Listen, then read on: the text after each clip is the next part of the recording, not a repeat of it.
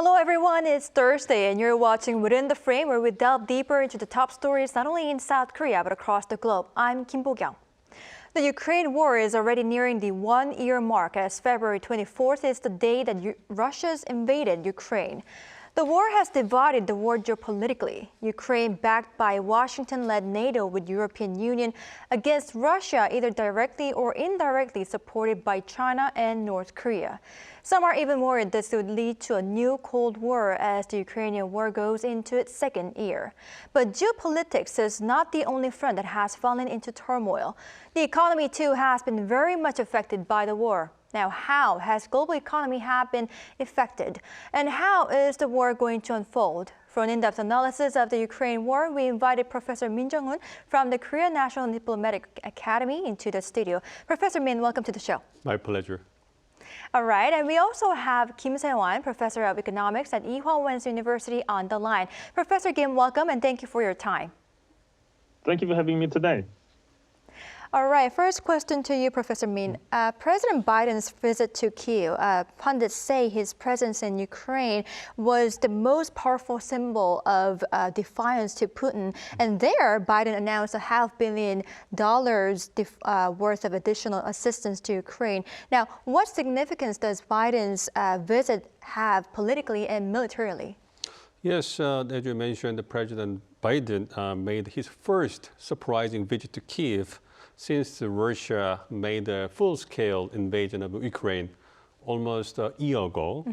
And in there, President Biden announced that U.S. would provide $500 million of additional assistance to Ukraine, and which includes the more military equipment like the artillery, the ammunition, and more javelins in order to defend against Russia's missile attacks. And President Biden also mentioned that new sanctions would be imposed to Moscow. And I think that the President Biden's visit to Kyiv is a highly symbolic political movement, because his visit clearly showed that the U.S. would continue to support Ukraine throughout the war. And as you know, the war has been on the way about 1 year, and it's not clear whether or how much longer the U.S. and other European allies would continue to support Ukraine throughout the war. So the President Biden's visit to Kyiv made it clear that the U.S. would continue to support Ukraine until the end of the war, and that it also sent a clear message to its European allies that they would need to follow what the U.S. would do throughout the war. So I expect that the European allies would send the clear message to the Ukraine that they would continue to support Ukraine throughout the war. Right, so it was a clear message sent to European Union nations as well, that we need to support Ukraine throughout the whole war. Right. One more question to you, Professor Min. Meanwhile, Russian president delivered a speech earlier this week, and he announced he would suspend the New START nuclear weapons control treaty. And just 1 day after that, he even said that Kremlin is going to focus on boosting the nuclear forces. What is in Putin's mind? Well, basically, it was interesting to see that the two world leaders made the back the address around the Ukraine or the Eastern Europe. And as you mentioned, President Putin made the State of the Nation address recently, and in the address he accused Ukraine's allies of starting the war. And he claims that the war was needed to demilitarize Ukraine, and also they accused the West and NATO of making the war like their global things. And he also announced that, as you mentioned, Russia's participation in the major the nuclear arms control agreement with the United States, the New START treaty. And Putin also accused of the West, NATO, of seeking to destabilize the Russia's society and stealing the Russia's wealth. But so taken together, it seems that Putin tried to justify his decision to invade the Ukraine and pass the responsibility of the war to the West and the NATO and the United States. But considering that the few people outside Russia would agree with Putin's arguments, and instead they assess that Putin has lost the touch with reality. So the main audience of the address was his people in Russia. It's a kind of address for the domestic purpose for Putin.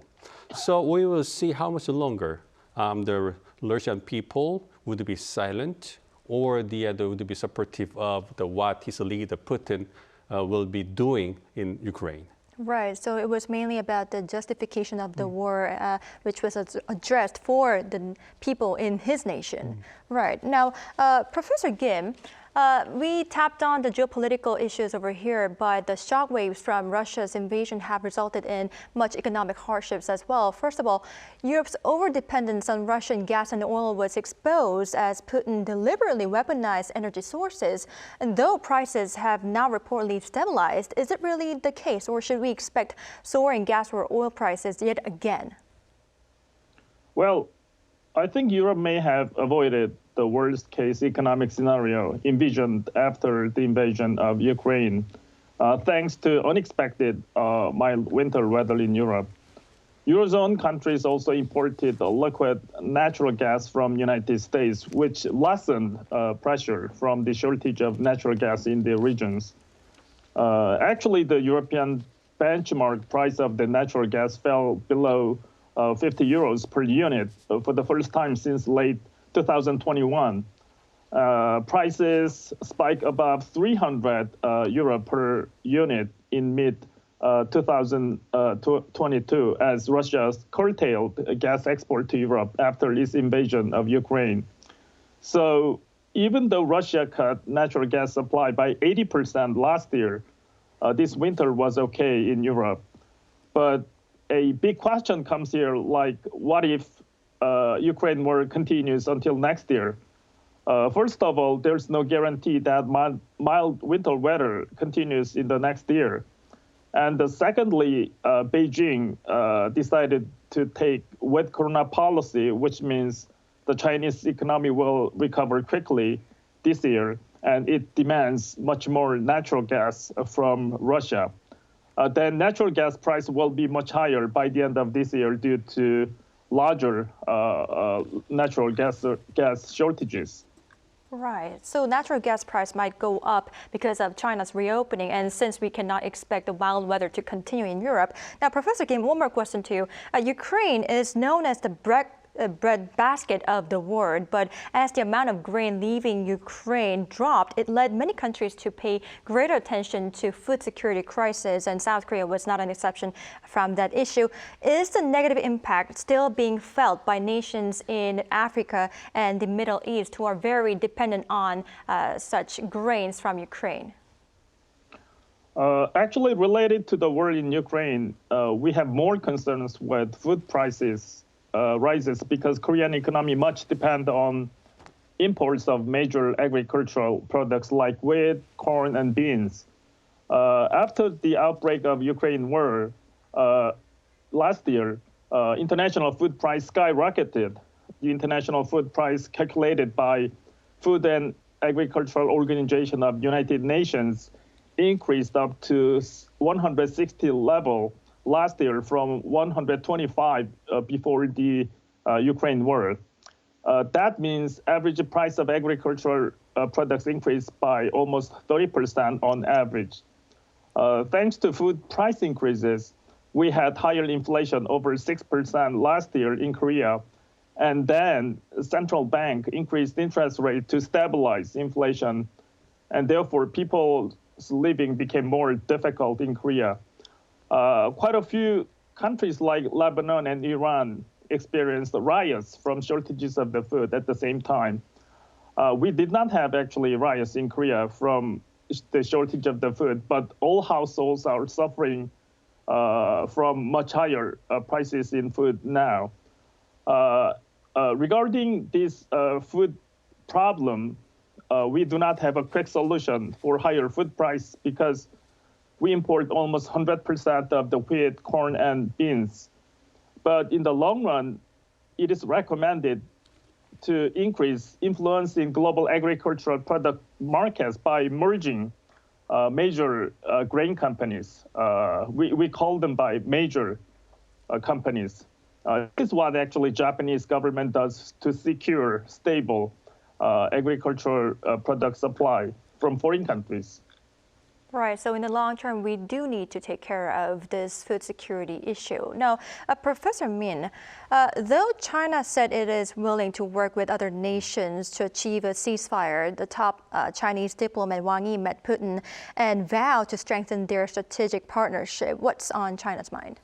Well, as you remember, after the Ukraine war began, the leaders of the two countries, China and Russia, met each other and they confirmed that the relationship between the two countries was strong and that they would support each other in the international stage. They got the strategic the considerations each other.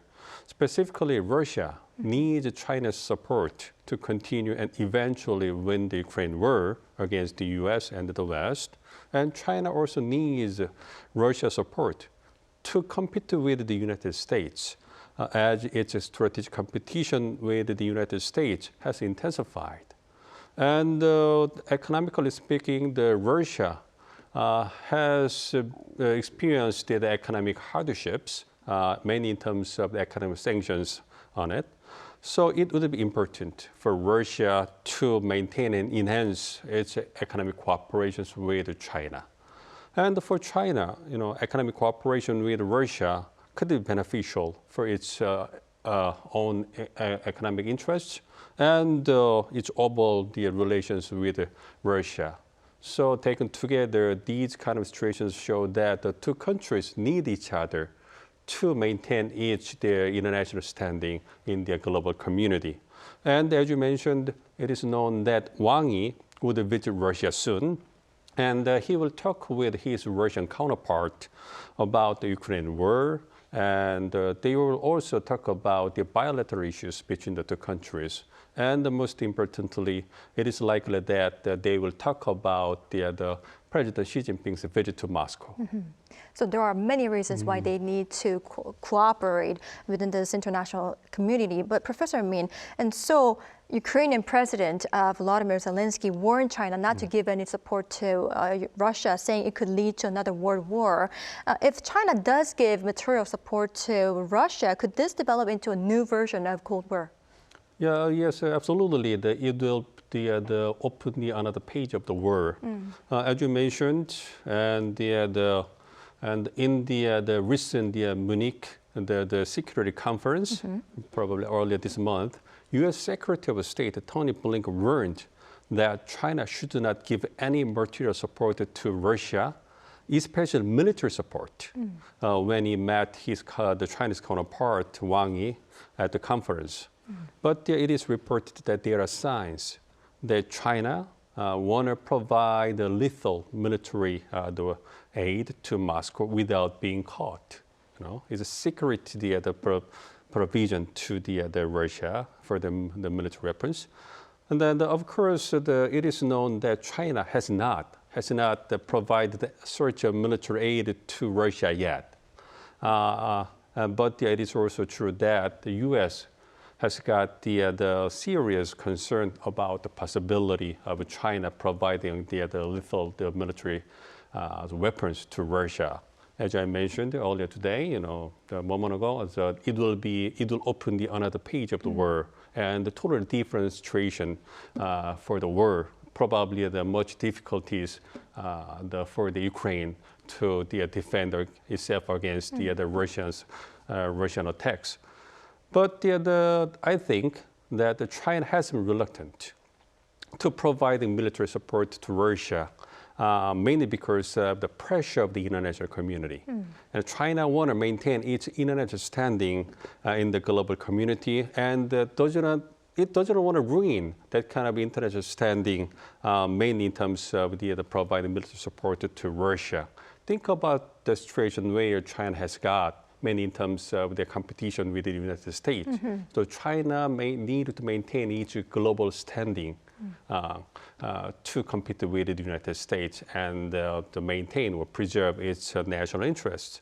So I think it is unlikely that China would provide the military weapons to Russia in the short term, but it is also true that its overall relationship with Russia will be maintained or strengthened for its strategic considerations throughout the war. Right, I see. Now, back to economic front. Now, Professor Kim, Russia's invasion of Ukraine already aggravated disruption in the global supply chain. But if there is a new version of the Cold War, like our Professor Min said, it's going to open a new page of the war. Would the global supply chain disruption also deteriorate? And how does new Cold War affect the global economy? First of all, I have to say that Korean economy is located at the center of high-tech global production chain. And also, Korean economy has been one of the largest beneficiaries of global production chain in 21st century. But as the conflicts between US and China deepens, it looks that the global production chain will be reshuffled in terms of US side and China side. As of now, Korea belongs to both sides of production chain, but it will be required to take only one side by the two countries. For example, we heard recently more about the Chip 4 Inflation Reduction Act and reshoring from United States. This is an important signal from US that Korea should be staying on the US side.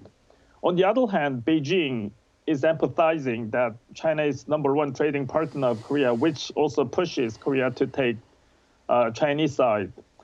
In the long run, the disruption of global production chain, particularly in high-tech industries like semiconductor and battery, will be continued until US and China settle down. Korea should be prepared for all possible scenarios on this matter. Right. Professor Kim, I also want to tap on the inflation that you previously mentioned. I mean, even before the war, because of the COVID-19 lockdowns and economic stimulus packages were spurring rapid price gains, but with disruption to the global supply chain, the price of commodities soared around the globe, and South Korea was not an exception from high inflation. How long is this inflation going to continue, in your opinion? Well, since I'm asked the question of how long inflation goes on, very often I prepared economic analysis with a graph on the screen. The graph on the screen shows that the probability that Korean inflation stays on the rise trend. So when it is close to 1, inflation is more likely to increase higher, and vice versa. So according to economic analysis of the graph, it looks that we passed the peak of inflation around July of last year, 2022. But the thing is that it is not declining quickly down to 0. It seriously indicates high inflation stays pretty long until the end of this year, like over 5% inflation. And as Korean government officially acknowledges economic downturn, Korean economy is under the stagflation, which is economic recession along with high inflation. And particularly, I'd like to emphasize that high inflation over 5% will be continued by the end of this year. Right, Professor Kim. So to contain that inflation, many countries' central banks had to raise their key interest rates. But with inflation apparently on a downward trend, of course, it's very slow. People are wondering when this interest rate hikes will end. I mean, what is your takeaway on this? When is it going to end? Well, that is the tough question, Bo-kyung. In economics, we make too many errors in forecasting the future. As we have seen from previous report, Bank of Korea decided to leave its key interest rate at 3.5% today. As Korean economy is declining faster than expected, Bank of Korea became much less likely to raise its key interest rate for this year. Market's expectation is that depending on the path of inflation in early 2023, Bank of Korea will increase its base interest rate once by 0.25% or not. And then it will begin to decrease its key interest rate around the end of this year. But if Korean inflation rate goes over 5% continuously, Bank of Korea will take an action of raising key interest rate further.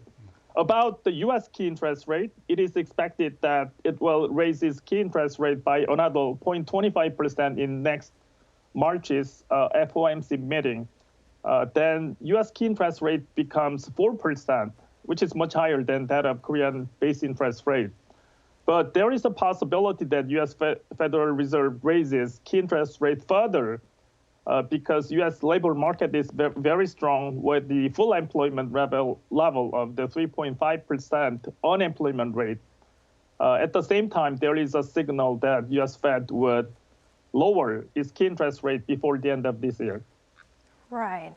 Now, I'd like to briefly dig into some of the variables that would affect how the war would unfold. Now, Professor Min, Ukraine is knocking on the doors of EU and NATO for membership, saying there is no alternative but to join.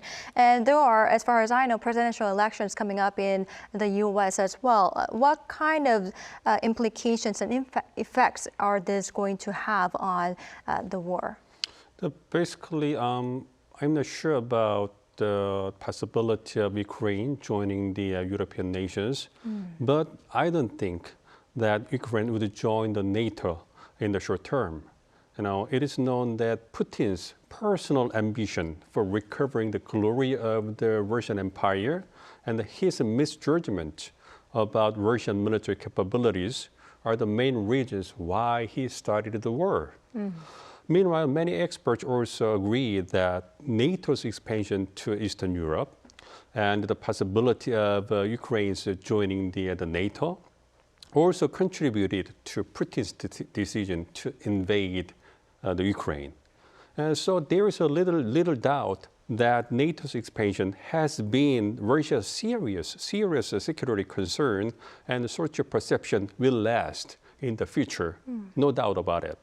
So if Ukraine joins the NATO, then Russia will never accept it. And it is very likely that Russia will take military actions to change the situation. It means that Europe would face another serious, unstable security situation, or they may be getting involved in another war. Yes. So I think that Europe doesn't want to face such a horrible situation. So I think that U.S. and the European allies would try to secure Ukraine as a safe or the neutral state or buffer zone, and Russia could accept it. So I think that that's probably the middle and long-term strategy that the U.S. and European allies have in terms of the Ukraine, the status or situations. And I don't think that such kind of a perception or strategic consideration will be changed, mainly in terms of the upcoming 2024 U.S. presidential election. Right, I see. So there will be little chance for Ukraine to join the NATO or EU in very short term. Right. Unfortunately, this is all the time we have for today's edition. But thank you, Professor Min and Professor Kim, for your insights today. We appreciate them. Thank you very much. Thank you. All right, that's all for Within the Frame tonight. We will be back tomorrow with more in-depth stories. Thank you for watching, and goodbye.